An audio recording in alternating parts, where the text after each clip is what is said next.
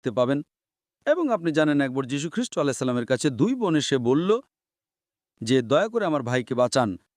তখন তিনি সর্বশক্তিমান ঈশ্বরের কাছে প্রার্থনা করলেন যে, "আপনি আমার কথা শুনুন।" তিনি কাঁদলেন, আপনি একমাত্র তাকে বাঁচাতে পারেন। তিনি ঈশ্বরের কাছে প্রার্থনা করছেন, অর্থাৎ যখন মৃত্যুকে জীবন দেওয়া হলো, তা সর্বশক্তিমান ঈশ্বরই দিয়েছিলেন।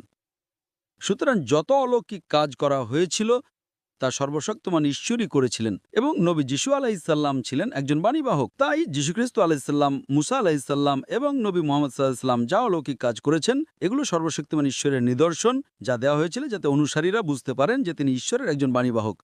এবং এটি বাইবেলের বুক অব অ্যাক্টস অধ্যায় নম্বর 2:22 উল্লেখ আছে, "শুনো হে ইসরায়েলবাসীরা, এ কথাগুলো শুনো। নাসরেতের যিশু ঈশ্বরের পক্ষ থেকে তোমাদের মাঝে একজন অনুমোদিত পুরুষ, যার মাধ্যমে ঈশ্বর তোমাদের মধ্যে অলৌকিক কাজ, আশ্চর্য ঘটনা এবং চিহ্ন দেখিয়েছেন, এবং তোমরা তার সাক্ষী।"